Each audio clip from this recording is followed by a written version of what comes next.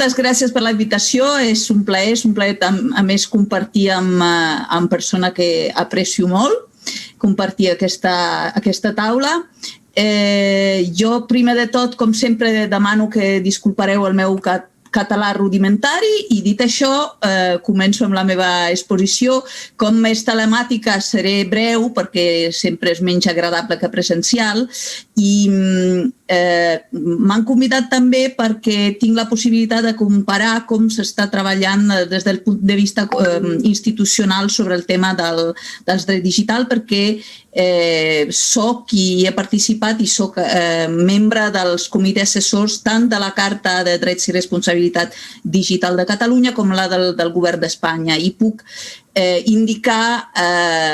una mica com s'està treballant aquest tema. Nosaltres, XNet, la meva organització, vam començar a parlar el 2008 del tema dels drets digitals quan ningú li importava, i no parlo només del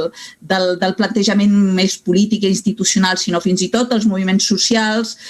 no consideraven, o sigui, la gent dels drets digitals sempre érem els que saben arreglar router, però no érem els que estàvem proposant realment una part important de les polítiques que havien de contemplar-se en les agendes de transformació. Doncs no puc parlar de tots els drets,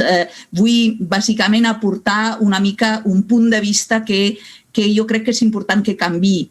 I crec que la comparació de com, per exemple, s'ha treballat a Catalunya per part de les institucions la Carta de Drets Digitals i com s'ha fet a l'estat espanyol és una bona diferència de com s'ha de fer i de com no s'ha de fer. Per això no ho vull dir jo i per això que porto aquesta frase d'Alejandro Barico que diu que ens guia una èlite que utilitza la tecnologia digital però no la racionalitat digital. Mentre a Catalunya posar a l'agenda institucional mitjançant la Carta la idea dels drets digitals es va fer amb un estil molt del digital, que és d'una forma distribuïda, amb lideratge distribuït, que no és ni vertical ni horitzontal, sinó aplicant dinàmica pròpia de la idea d'internet, que és aquesta xarxa que no és horitzontal, però que tampoc és vertical, sinó que potencia el que justament estava explicant l'Albert, aquesta perspectiva de posar-nos en connexió entre talents, entre nous amb talents diferents. I doncs podem veure en la Carta del Dret com a exemple, si comparem aquests dos documents, evidentment ningú diu res de nou, perquè bàsicament es tracta de digitalitzar, com diu un altre company que també és assessor de la Carta aquí, l'Artur Serra. El gruix és agafar els drets de tota la vida, els drets i llibertats fonamentals i digitalitzar-los, o sigui, aplicar-los a l'espai digital i alguns són natius digitals, però aplicant una mentalitat que sigui una mentalitat del digital. I doncs, per explicar, mentre que l'altra carta en la que estem treballant d'una forma molt preocupant reprodueix, de fet, el que normalment s'està fent tractant l'àmbit digital, que és això, aplicar com una petita capa de maquinites, d'apps o d'una idea estereotipada del que és el digital sobre estructura completament que ara,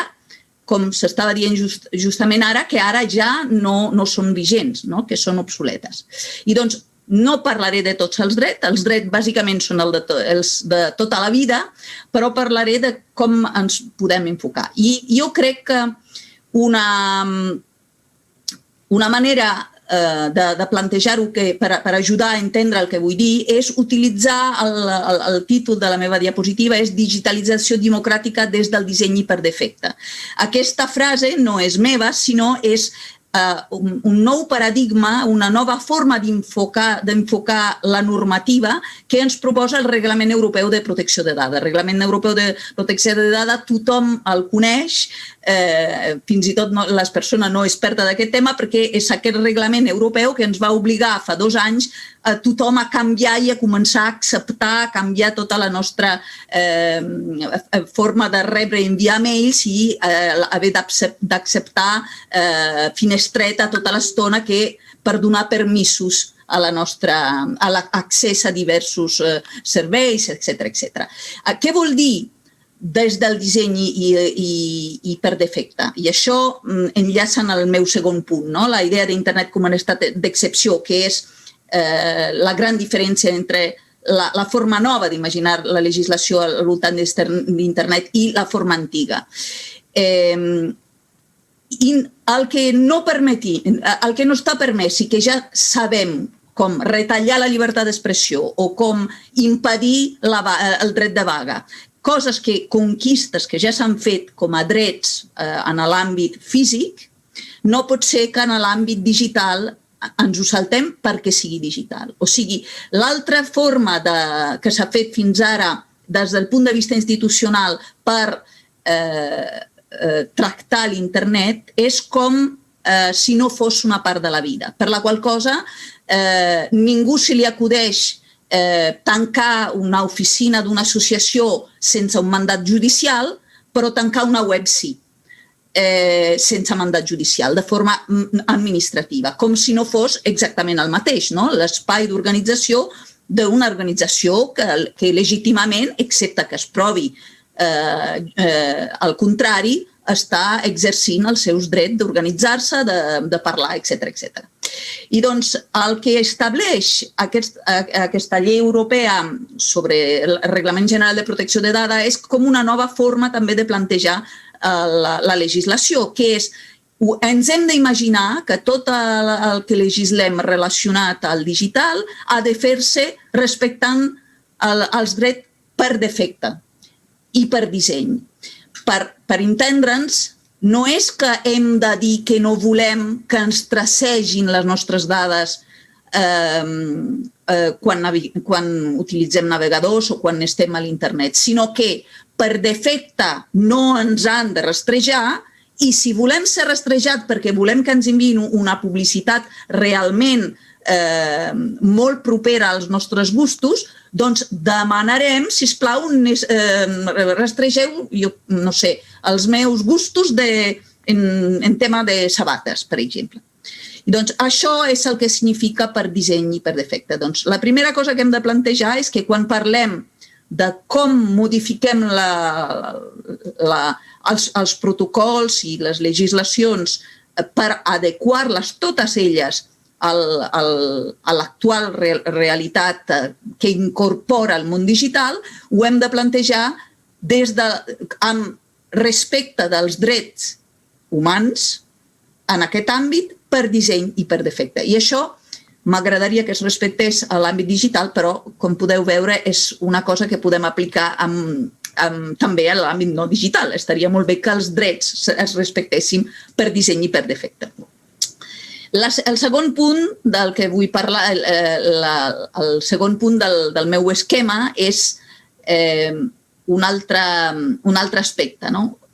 Normalment les narratives, i això ja parlem fins i tot de la narrativa mainstream, dels mitjans de comunicació, etc., es belluga entre la tecnofòbia, que prevaleix gairebé sempre, els perills d'internet, i el tecnosolucionisme. Quan no són els perills és que l'internet t'ho soluciona tot. I això és molt perillós a nivell de narrativa, ens recorda realment els temps d'un altre gran invent de la humanitat, que és la invenció, un gran invent de la humanitat al voltant de les tecnologies de la informació, que és la impremta,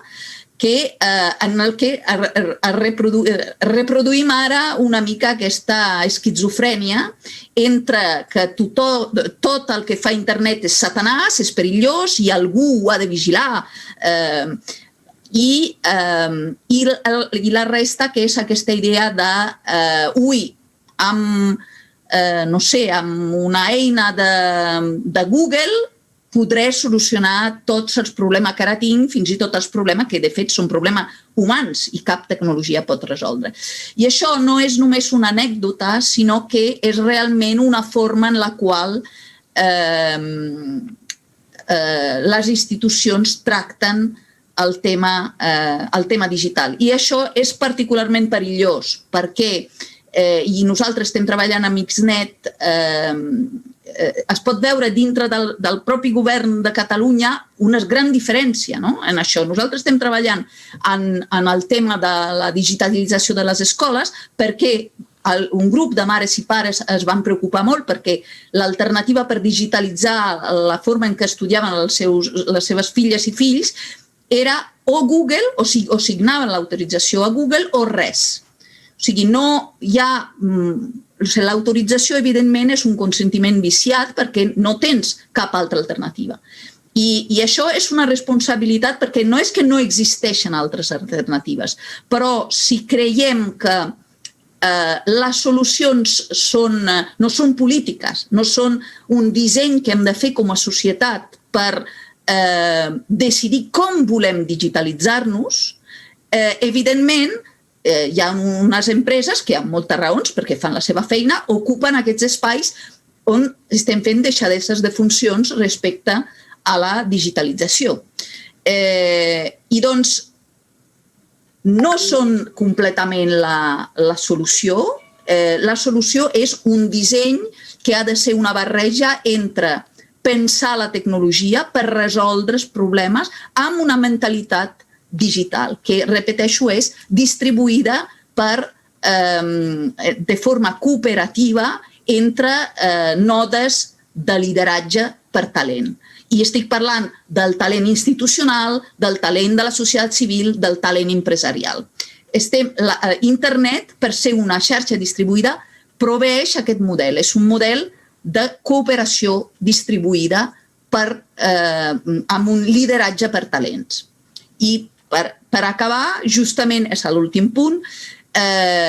jo parlo dels beneficis de la desintermediació. El que acabo de dir és que ens hem de beneficiar justament d'aquesta estructura de l'Internet. L'Internet proposa una forma de governança que hem de saber aplicar, que algunes institucions ja estan aplicant, que a nivell internacional s'anomena el multi-stakeholderisme, o sigui, el multiactors, la coordinació de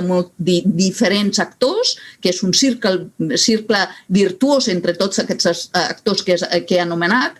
I això l'Internet ens ho permet fer perquè, efectivament, abans, per exemple, no podíem